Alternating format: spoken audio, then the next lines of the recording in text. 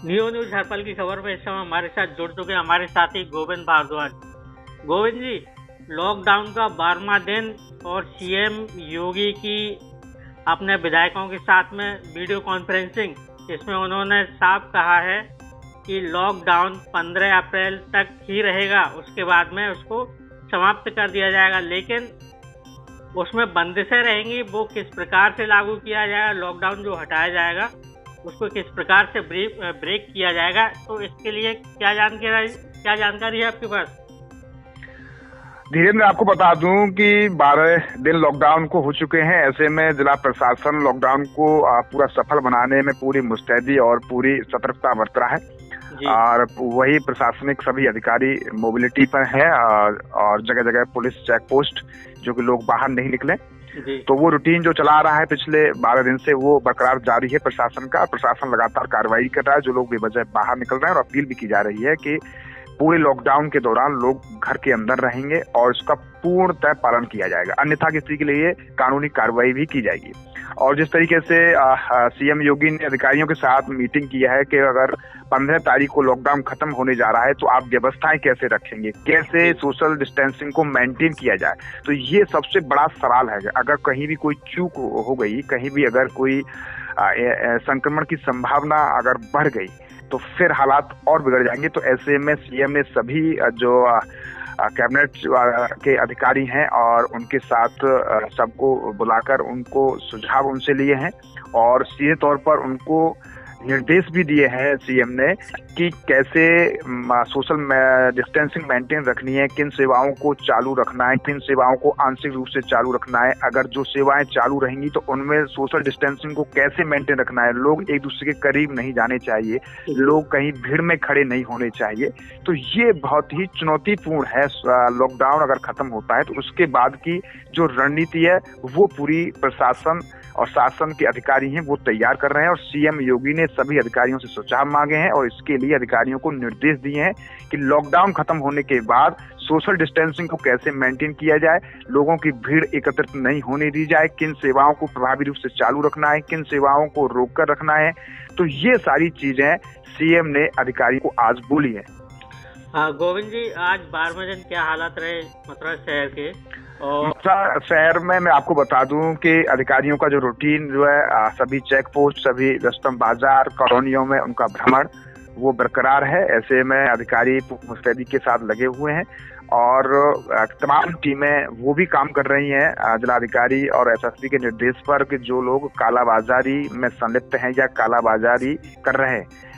कल SP city ने भी सिविल ड्रेस में खुद ग्राहक बनकर एक दुकानदार को रंगे हाथ पकड़ा, जो कि निर्धारित रेट से अधिक कीमत वो वसूल रहा था सामान की। तो ये एक अच्छा कदम है। और बात मंडी की है तो मंडी में कहीं न कहीं पहले की तुलना में काफी अंकुश लगा है जो भीड़ होती थी, और प्रशासन मंडी को लेकर चिंतित है। वहाँ अधिक मात्रा में लोग ना पहुंचे, जो बड़े व्यापारी हैं थोक के वही केवल वहाँ मंडी में आएंगे।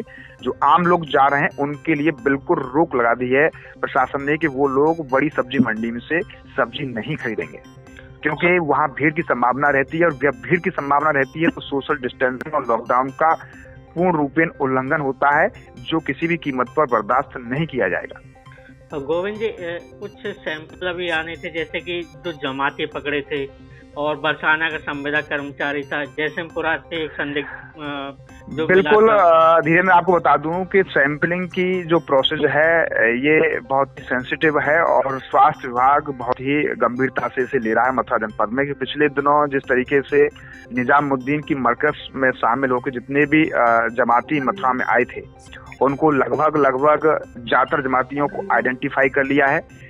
बहुत कुछ जमातियों के, आधे से ज्यादा जमातियों के सैंपल जा चुके हैं, जिनमें से कुछ की रिपोर्ट आ गई है और कुछ की रिपोर्ट आना अभी बाकी है। तो ये अपने आप में अहम सवाल है कि जो रिपोर्ट आएंगी उन रिपोर्ट पर डिपेंड करेगा कि सभी जमातियों की रिपोर्ट क्लियर है या फिर कुछ लोग उसमें पॉजिटिव भी है। तो ये अपने आप में एक अहम है जो अभी इंतजार करना पड़ेगा, जो अभी बाकी रिपोर्ट रह गई है जमातियों की। गोविंद जी, अभी का अंतिम और महत्वपूर्ण सवाल। आज पीएम मोदी की अपील का दिन है। रात को 9 बजे से लेकर 9:09 तक दिए जलाने हैं, सारी लाइटें बंद करके। क्या कहना चाहेंगे इस पर आप? बिल्कुल धीरेन्द्र, आपको बता दूं कि प्रधानमंत्री की बहुत अच्छी मुहिम जो लगातार लोगों के बीच वो संदेश दे रहे हैं कि जिस तरीके का जो इस समय कोरोना वायरस का जो प्रकोप है, जो कि देश की स्थिति बहुत ही गंभीर हालातों में है, ऐसे में लोगों के अंदर एक पॉजिटिव एनर्जी डेवलप करने के लिए, लोगों को एक संगठनात्मक रूप में दिखाने के लिए, लोगों की शक्ति को एकजुट करने के लिए, सामूहिक जाति, धर्म, वर्ग सभी चीजों से हटके यानी अपने आप को एकजुट और एक सूत्र में बांधने का एक बहुत अच्छा उन्होंने ये पहल की है मोदी जी ने, कि जो कि ये अपने आप में इस देश के लिए बड़े गौरव की बात है कि करीब 1 करोड़ 30 लाख करीब जो जनसंख्या है, वो ये देखिए कि 130 करोड़ जो लोग हैं वो एक साथ होके रात्रि 9 बजे सभी लोग अपने घर की लाइट बंद करेंगे और घर के सामने दीपक, मोमबत्ती और लाइट जलाएंगे।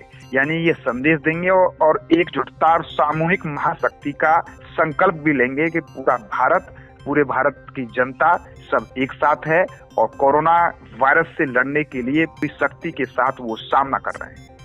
गोविंद जी, फायर विभाग ने क्या कोई एडवाइजरी जारी की है मथुरा की जनपद वासियों के लिए? हाँ बिल्कुल, चूंकि जब एक साथ लाइटिंग होगी यानी कि घर के सामने दीपक जलाए जाएंगे, तो उसमें फायर विभाग की अपनी एक रूलिंग होती है, तो वो एडवाइजरी अग्निशमन विभाग द्वारा जारी की है। उसमें बहुत सारे बिंदुओं पर उन्होंने लोगों को आगाह किया और जानकारी दी है कि जब घर की सभी लाइटें आप एकदम बुझा देंगे, तो घर के बाहर जब दीपक जलाएंगे तो वहाँ कोई कपड़ा या वहाँ कोई ज्वलनशील पदार्थ ऐसा नहीं होना चाहिए, कहीं कोई अग्निकांड जैसी घटनाएं हों। और साथ में कुछ पानी की बोतल या जग में पानी भर के वहाँ पर आप रखेंगे, मग में पानी रख के कि कोई घटना ना हो। तो ये बहुत सारी चीजें हैं। ढीले ढाले कपड़ों के साथ आप दिए या दीपक मोमबत्ती नहीं जलाएंगे। कोई ऐसी चीज वहाँ नहीं होनी चाहिए कि जो दीपक या मोमबत्ती या किसी लाइट से कोई आग जैसे लगने की घटना हो।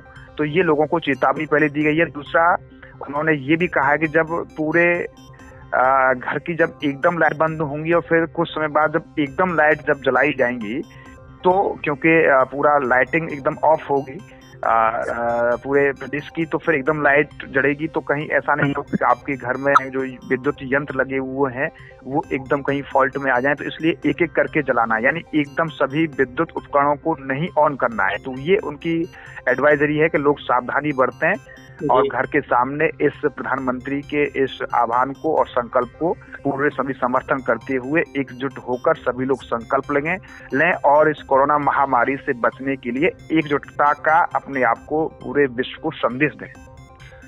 तो ये थे हमारे साथी गोविंद भारद्वाज जी, जिन्होंने जानकारी दी कि सीएम योगी ने लॉकडाउन समाप्ति का ऐलान कर दिया है, पर उसमें कुछ बंदिशें रहेंगी। और पीएम मोदी की अपील का दिन है आज। सभी के लिए फायर विभाग ने एक एडवाइजरी जारी की है कि दीपक जलाते समय क्या क्या सावधानियां बरतनी है।